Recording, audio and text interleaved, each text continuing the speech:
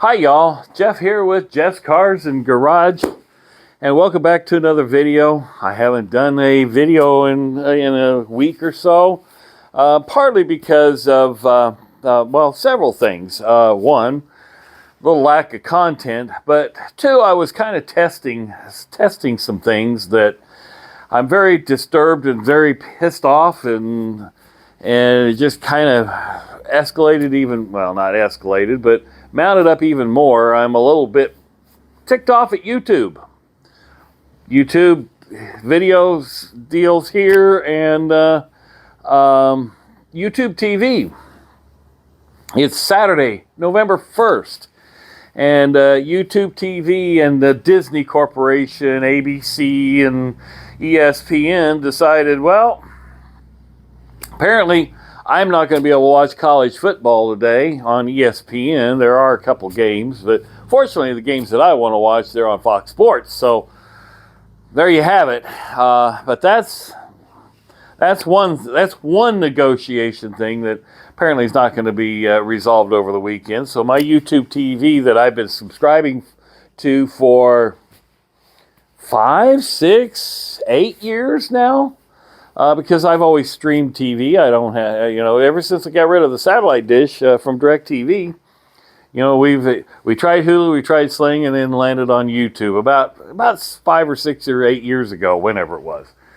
So, YouTube, you may lose my subscription there because DirecTV Stream seems to be becoming the leader. So, but Google and YouTube, y'all don't care. The next thing is the last video I put out, or one of the last videos, talking about 25% of Americans going in to trade their used car, they're upside down. I haven't gotten crap for views on that. Thought my title was pretty good, and my thumbnail, don't do this, I thought would get people to, at least to recognize that or something or other. But YouTube's algorithm apparently doesn't seem to, make that happen. So I don't know what to, folks, those of you who have been loyal subscribers and have subscribed to my channel and watched some of my videos. I don't know, I keep gaining subscribers organically, but I don't know if I want to continue this YouTube channel because apparently, I do this as far as for kind of an entertainment purposes, but there's also some methods in there and some things that, we as individuals, even if you're not a mechanic, these would be things that you could try. So I don't know if I'm going to continue it or not. It's, doing YouTube videos is a lot of work, and you can ask any YouTuber out there, and I'm not monetized yet. That's the other problem. I've been doing this now for, started with the Idiot Car Guys, Tom and I, and we got to a certain level, but he was working it, but he got tired of, the continuous effort, and it is a lot of work. I've been doing it, Yui, my daughter's boyfriend or fiance, he's been kind of the mechanic person, of this whole thing. I do some of the mechanic work, but, part of it was, is to help you, the viewer, as to what, what you could do on your own. Are we right on everything? No.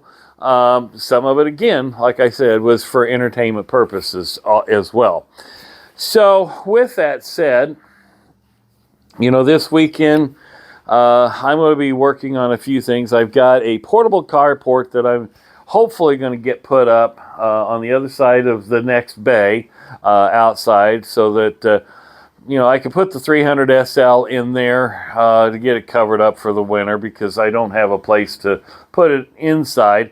Last year it was in there. Well, I've got the 300 or 350 SL in there and the 560 SEL. And last year, the 560 SEL sat outside with a cover, and that actually hurt the car a little bit because, here in Nebraska, we have winds, and that car cover blew off several times, and it got snowed on, and I really need to do some, more work on it. So, now I really need to do a paint correction on it, but I also should drive the car a little more often, and it really is it's an enjoyable car to drive. So, but that's one. Number two, did sell the 300 SE, and it is now off the property. And in fact, my neighbor that purchased it actually took it for its longest drive in the last 2 years that it's ever had. He went a couple miles south of town and turned around and came back.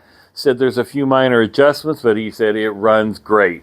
It is no longer in my yard. It's in his driveway on the other side of his house.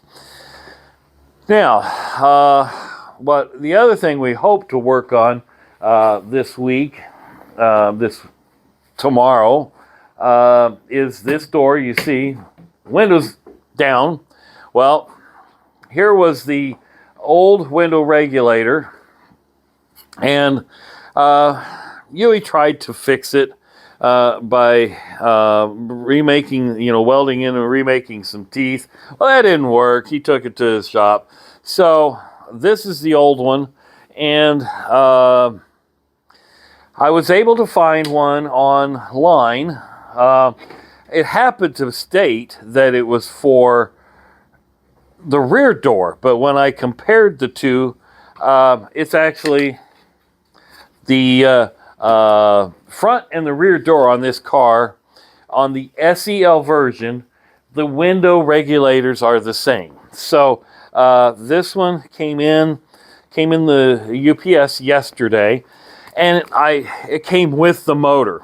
Now, the only difference in these, and I don't know if this is all down there, but is the one that originally came out had this plate on it, which we just unbolt that, and that plate can be put on right here.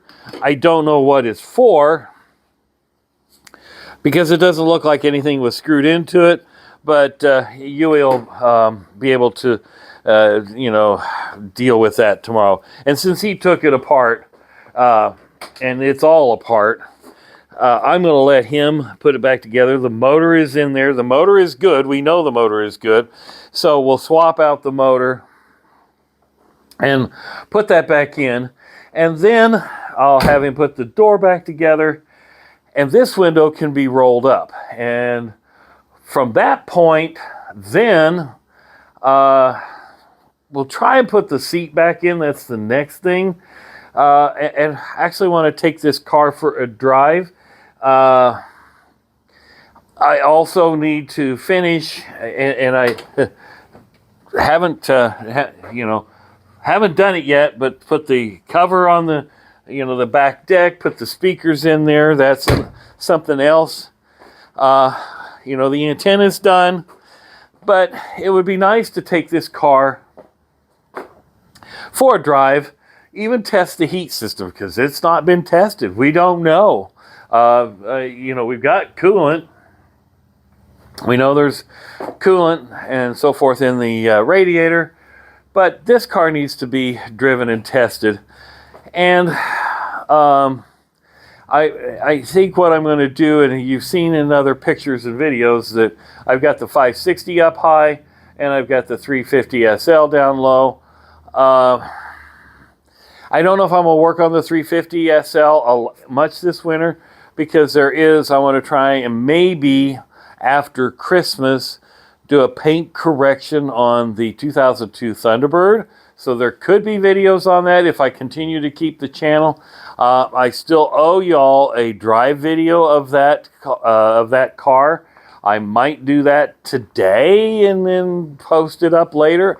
Don't know. Haven't figured that all out yet. But again, not getting the watch the views on my channel, it's kind of discouraging. So I don't know, YouTube, if it's you and your algorithm. You know, I pay attention to vidIQ and TubeBuddy and all those things, but I'm not going to promote because it doesn't get me any. It gets me subscribers, but my percentage of views against subscribers has dropped tremendously. So I don't know what's going on. So, folks, put comments down below. You know, my channel kind of started out as more of an entertainment and kind of a tutorial. Now, I don't know where to go.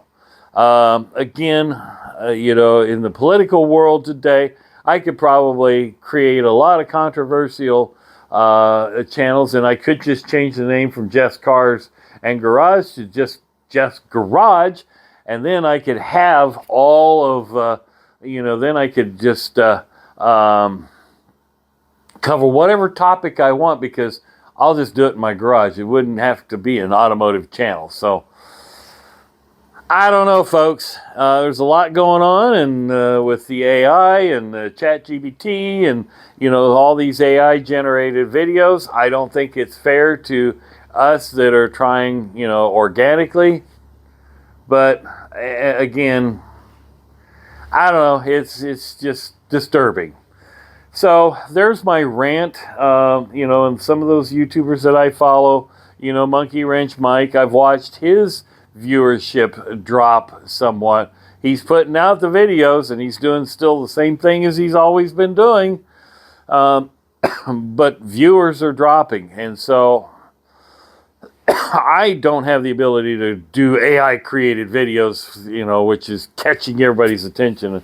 And those aren't right. I mean, those should not have, you know, there should be a whole segment of YouTube that's dedicated for that, and let us that are, you know, trying to create content continue with how we're doing it. So that's my rant.